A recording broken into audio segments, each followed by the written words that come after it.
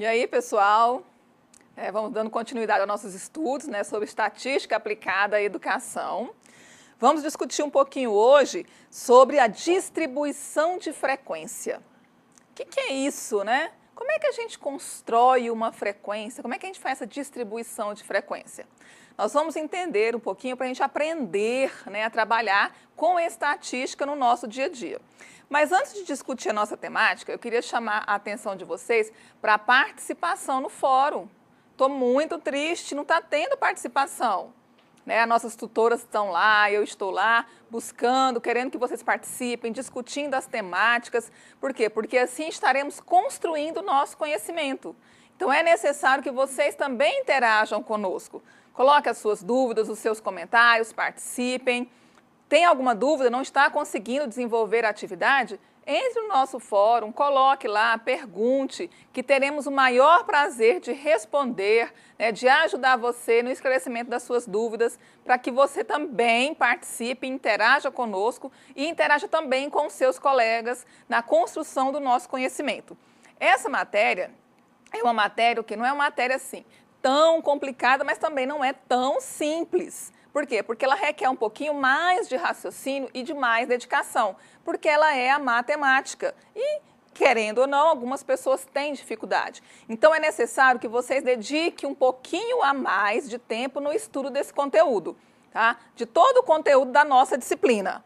Então eu aguardo você na participação dos fóruns para que a gente consiga, juntos construir o conhecimento, consigamos também aprender mais um pouquinho sobre essa nossa disciplina. Então, vamos lá? Vamos entender um pouquinho como a gente constrói uma distribuição de frequência.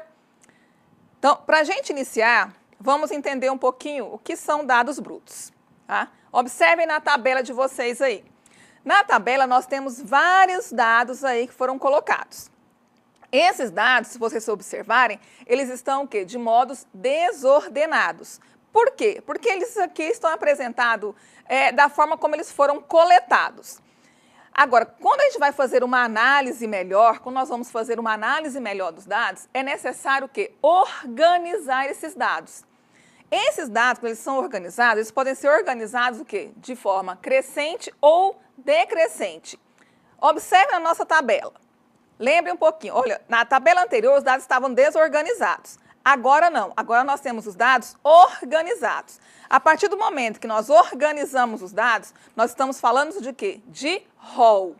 O rol é o quê? São os dados organizados, de forma crescente ou decrescente. Organizamos, nós já temos o quê? Uma visão melhor desses dados, já conseguimos olhar para eles e ter uma visão geral. Quando você olha, você vai observar se tem alguns números, alguns valores repetidos ou não. Quando há uma repetição de valor, nós estamos falando de frequência. Tá? Então, vamos lá. Nós vamos entender um pouquinho, para a gente poder construir a nossa distribuição de frequência, nós temos que entender um pouquinho o que é amplitude total. O que será isso, né? Amplitude total. A amplitude total, ela vai o quê? Ela vai determinar a diferença entre o maior valor e o menor valor. Observem na tabela de vocês aí. Nós temos, qual é o menor valor que está na nossa tabela? É 1,98. E o maior valor, nós temos o quê? 3,40. Então, são os valores. Para a gente poder chegar à amplitude total, nós temos o quê? Nós temos uma formulazinha básica para a gente poder chegar. Observem aí no nosso slide, tá? Então, olha só, amplitude total, que é o A maiúsculo com o T, né? O T maiúsculo só que em menor tamanho. Então, é o quê? É o valor máximo menos o valor mínimo. Qual é o nosso valor máximo que está aí na tabela? 3,40. Então, este é o valor máximo que nós temos. Qual é o valor mínimo? 1,98. Então, a gente vai o quê? A gente vai subtrair, vamos saber qual é a diferença. Então, 3,40 menos 1,98. Então, a nossa amplitude total é de 1,42. Entendemos o que é amplitude total. Agora, nós vamos tentar descobrir qual é o quê? O número de intervalos. Para a gente poder depois determinar tá? Qual é o quê? A classes, né? Os intervalos, para a gente precisa saber quantas classes que nós vamos ter. Então, observem aí, que nós temos os dados, você vê que nós trabalhamos sempre o quê? Com o rol, que são os dados organizados na ordem crescente, o rol. Então, nós temos, para a gente entender um pouquinho, então nós temos o nosso número de valores são 21, nós temos 21 valores na nossa tabela. A partir disso aí, nós vamos tentar descobrir o quê? Qual é o intervalo? Então, vai ser K, que é igual a raiz quadrada de N. Então, nós temos o quê? O N nosso é 21. Qual é a raiz quadrada de 21? Eu pergunto para vocês. A raiz quadrada é 4,58. E aí, nós vamos fazer o quê? O arredondamento, para mais ou para menos, né? Depende qual é o valor. Nós temos 4,58, nós vamos arredondar para mais. Então, nós teremos 5 intervalos. 5 intervalos, mas isso é obrigatório ter 5, porque a raiz quadrada, né, deu aproximadamente a 5? Não, não é obrigatório, é uma sugestão. Por quê? Pode acontecer de que quando eu for distribuir, né, os meus valores, ele tem o quê? Eu preciso de mais um intervalo. Então, vai ficar o quê? Vai ficar 6 e não 5. Ou eu posso ter o quê? Eu posso, no quinto intervalo, eu posso não ter termos suficiente que caibam naquele intervalo. Então, eu posso ter só 4 intervalos.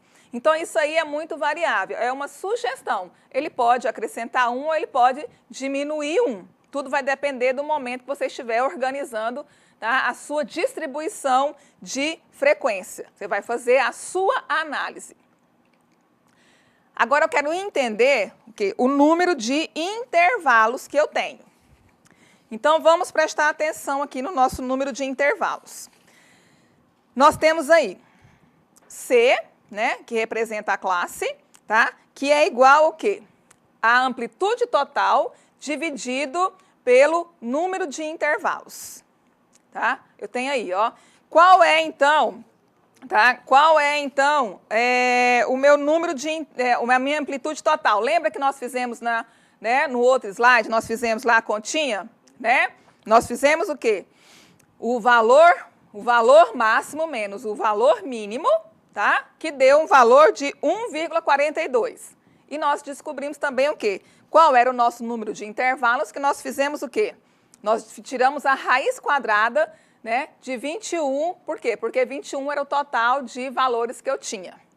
Então, eu vou dividir a minha amplitude total dividido pelo número de classes. Então, vamos lá? Pelo número de intervalos. Então, eu tenho 1,42, observem lá no nosso slide, 1,42 dividido por 4,58. Então, eu tenho o quê? Eu tenho esse número, eu tenho o quê? O número de intervalo vai ser 0,31, tá? Eu tenho 0,31. Esse 0,31 é o comprimento do intervalo de classe. É o comprimento que eu tenho, que eu vou explicar para vocês o que significa isso daí. Preste atenção. Na distribuição de frequência, então eu tenho amplitude total 1,42, eu tenho o quê? O intervalo de classe, que é 4,53, que vão ser o que nós temos 5 intervalos, tá? E o comprimento desse intervalo, que é 0,31. O que eu vou fazer com esses valores que eu tenho aqui? Agora, eu vou montar a minha distribuição de frequência, né? Que é para eu poder entender, quando eu for fazer isso lá na minha escola, né? Fazendo uma análise dos dados da minha escola. Eu posso fazer isso o quê? Eu posso pegar as idades dos meus alunos, eu posso pegar também o rendimento escolar deles e colocar, e posso fazer essa distribuição de frequência para ajudar o quê? Para entender um pouquinho o que está acontecendo nesse processo, que meu aluno tem mais ou menos, o número de aprovação está maior do que o número de reprovação. Então, isso aqui vai me ajudar muito nesse momento aí. Observem bem na nossa tabela aí. Eu tenho o I. O que significa o I nesse momento aí? O I na tabela, ele representa o quê? O número de linhas. Lembra que nós falamos que o nosso intervalo vai ser 5? Né? O número de intervalo é 5? Então, eu vou ter o quê? Tá lá no I, que é o número de linhas, né, que vai determinar. Então, observem na nossa tabela aí. Eu tenho a linha 1, 2, 3, 4 e 5. Agora, eu vou fazer o quê? Eu vou determinar qual é o elemento, tá? O intervalo. Como é que eu calculo esse intervalo aí? Observem bem. No nosso rol, tá? Lá na nossa tabela anterior, nós tínhamos o quê? Nós tínhamos o menor, nós tínhamos o quê? Vários intervalos, né? Vários valores. 1,98, ele é o primeiro valor, tá? Que aparece na nossa tabela, tá? Então, olha só. No nosso intervalo, nós temos o quê? Então, nós temos 1,98. Eu vou pegar esse 1,98 e vou somar, tá? Com o nosso o quê? Comprimento de intervalo, que é 0,31. Eu vou somar 1,98 mais 0,31, que vai dar o quê? 2,29. Então, isso aí eu estou fazendo o quê? Eu estou calculando, tá? Eu estou calculando o intervalo. Preste atenção aqui, ó. Então, o intervalo eu tenho 1,98 mais 1,98 mais 0,31, que vai me dar o quê? O intervalo de 2,29. Esse daí eu tenho o quê? Eu tenho o intervalo. Aí eu vou fazer da mesma forma, 2,29 mais 0,31, que vai me dar o quê? 2,60. E assim por diante, tá? Eu vou estar achando o quê? O intervalo. Aí eu tenho o quê? Agora, na nossa tabela, observe na nossa tabela aí, que eu tenho o quê? O x e o y. O que significa esse x e esse y aí, pessoal? O x e o y é o nosso ponto médio. Tá? Nós vamos encontrar qual é o ponto médio no nosso intervalo que nós temos de 1,98 a 2,29. Qual é o nosso ponto médio? Como é que eu vou achar esse ponto médio aí? Então, o ponto médio é a média aritmética entre o limite inferior e o limite superior dividido por 2. Observem aí na nossa tabela, tá? no nosso slide. Então, xi, que é o nosso ponto médio, é igual ao limite inferior, tá? Mais o limite superior dividido por 2. Então, aí nós temos, qual é na linha 1, qual é o nosso limite inferior? 1,98. Qual é o nosso limite superior? 2,29. Então, eu vou somar os dois, dividir por 2, que vai me dar o quê? Qual é o meu ponto médio da linha 1, que é 2,14. E esse processo eu vou repetir com todas as linhas, tá? Eu vou repetir com todas as linhas. Na segunda linha seria 2,29 mais 2,60 dividido por 2, que daria 2,45. E assim eu vou fazendo para eu achar o ponto médio de cada linha. Agora nós vamos entender o que é a frequência. Nós temos a frequência absoluta simples e nós temos a frequência, né, acumulada simples. Então preste atenção aí. O FI está representado aí a frequência absoluta simples. Como é que eu acho essa frequência absoluta simples? Eu vou precisar de voltar lá na minha tabela, lá no rol, tá? Onde tá os dados organizados. Eu vou observar a frequência que tem, tá? Entre o quê?